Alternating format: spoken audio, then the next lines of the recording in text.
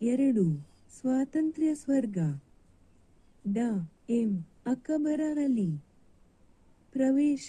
ರಾಜುವಿನ ಮನೆಯಲ್ಲಿ ಒಂದು ಪಂಜರ, ಆ ಪಂಜರದಲ್ಲಿ ಒಂದು ಪುಟ್ಟ ಗಿಳಿ.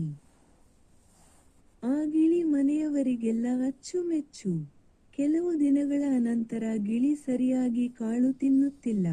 ಲವಲವಿಕೆಯಿಂದ ಇಲ್ಲ ಎಂದು ರಾಜುವಿಗೆ ತುಂಬಾ ಬೇಸರವಾಯಿತು.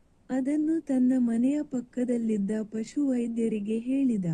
ಅವರು ಬಂದು ಗಿಳಿಯನ್ನು ಪರೀಕ್ಷೆ ಮಾಡಿ ಹೇಳಿದರು, ಇದಕ್ಕೆ ಯಾವ ರೋಗವೂ ಇಲ್ಲ, ಬಂಧನವೇ ರೋಗ. ಇದನ್ನು ಪಂಜರದಿಂದ ಹೊರಗೆ ಬಿಟ್ಟರೆ ತನ್ನ ಇತರ ಗಿಳಿಗಳನ್ನು ಕೂಡಿಕೊಂಡು ಸಂತೋಷದಿಂದ ಇರುತ್ತದೆ. ಗಿಡಮರಗಳಿರುವ ಜಾಗದಲ್ಲಿ ಇದನ್ನು ಬಿಟ್ಟು ಬನ್ನಿ ಎಂದರು. ರಾಜು ಹಾಗೇ ಮಾಡಿದ. ಬಂಧನದಿಂದ ಬಿಡುಗಡೆಗೊಂಡ ಗಿಳಿ ಪುರೆಂದು ಹಾರಿ ಹೋಯಿತು. ರಾಜುವಿಗೂ ಅದನ್ನು ನೋಡಿ ಸಂತೋಷವಾಯಿತು.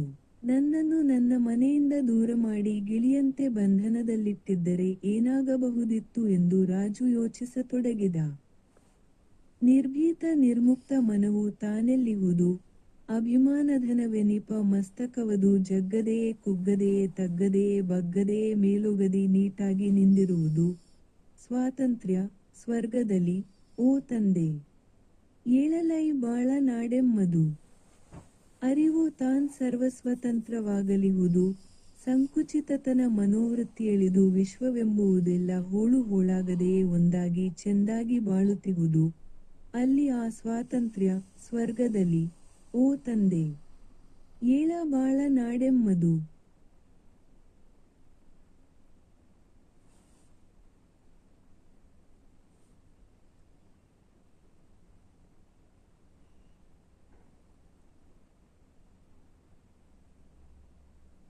ನನ್ನಿತನದಾಳದಿಂದೆಲ್ಲಿ ನುಡಿ ಹೊರಬಹುದು. ದುಡಿಮೆ ಎಂಬುವುದೆಲ್ಲಿ ಮುಂದುವರಿದು, ದಣಿವನ್ನು ಅರಿಯದೆಯೇ ದಣಿವಿಂಗೆ ಮಣಿಯದೆಯೇ ಪೂರ್ಣತೆಗೆ ತನ್ನ ಕೈಚಾಚುತ್ತಿಹುದು. ಅಲ್ಲಿ ಆ ಸ್ವಾತಂತ್ರ್ಯ ಸ್ವರ್ಗದಲ್ಲಿ. ಓ ತಂದೆ, ಏಳ ಬಾಳ ನಾಡೆಮ್ಮದು. ನನ್ನಿತನದಾಳದಿಂದೆಲ್ಲಿ ನುಡಿ ಹೊರಬಹುದು. ದುಡಿಮೆ ಎಂಬುವುದೆಲ್ಲಿ ಮುಂದುವರಿದು, ದಣಿವನ್ನು ಅರಿಯದೆಯೇ ದಣಿವಿಂಗೆ ಮಣಿಯದೆಯೇ ಪೂರ್ಣತೆಗೆ ತನ್ನ ಕೈಚಾಚುತ್ತಿಹುದು. ಅಲ್ಲಿ ಆ ಸ್ವಾತಂತ್ರ್ಯ ಸ್ವರ್ಗದಲ್ಲಿ. ಓ ತಂದೆ,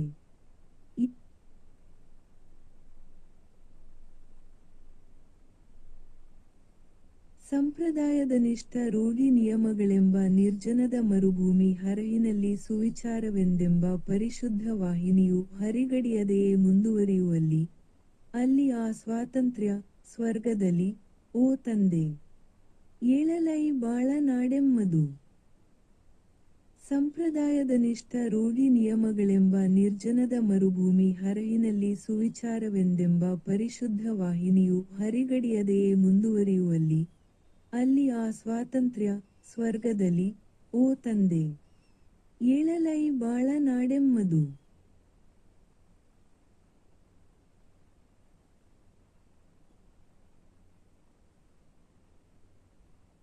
ನಿತ್ಯ ವೈಶಾಲ್ಯವಹ ನಡೆ ನುಡಿಗಳಿಂದಾಗಿ ಮನವರಳಿ ತಾನಲ್ಲಿ ಮುಂದರಿವುದು. ನಿನ್ನೊಲವು, ನಿನ್ನ ದಯೆ, ನಿನ್ನ ಕೃಪೆಯಿಂದಾಗಿ ನಿನ್ನನ್ನೇ ಧ್ರುವತಾರೆಯೆಂದರಿವುದು. ಓ ತಂದೆ, ಏಳಲೈ ಬಾಳ ನಾಡೆಮ್ಮದು. ನಿತ್ಯ ವೈಶಾಲ್ಯವಹ ನಡೆ ನುಡಿಗಳಿಂದಾಗಿ ಮನವರಳಿ ತಾನಲ್ಲಿ ಮುಂದರಿವುದು. ನಿನ್ನೊಲವು, ನಿನ್ನ ದಯೆ, ನಿನ್ನ ಕೃಪೆಯಿಂದಾಗಿ ನಿನ್ನನ್ನೇ ಧ್ರುವತಾರೆಯೆಂದರಿವುದು. ಓ ತಂದೆ, ಏಳಲೈ ಬಾಳ ನಾಡೆಮ್ಮದು.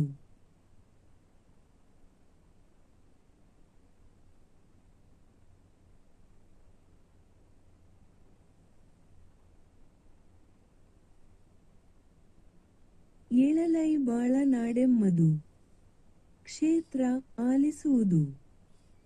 ಸಾಮರ್ಥ್ಯ ಕವಿತೆ, ಕಥೆ, ನಾಟಕ, ಪ್ರಬಂಧ, ಪ್ರಹಸನ ಇವುಗಳನ್ನು ಅಲಿಸಿ ಅರ್ಥಮಾಡಿಕೊಳ್ಳುವುದು. ಆಶಯ ಸ್ವಾತಂತ್ರ್ಯವೇ ಸ್ವರ್ಗ ಎಂಬ ಮಾತಿದೆ.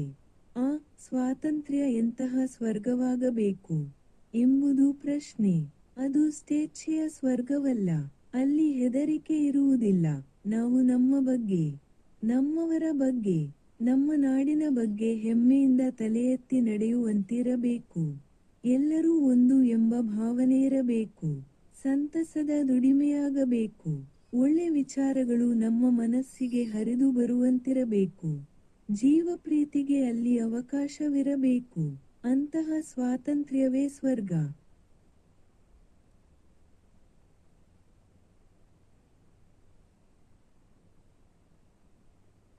ಕೃತಿಕಾರರ ಪರಿಚಯ.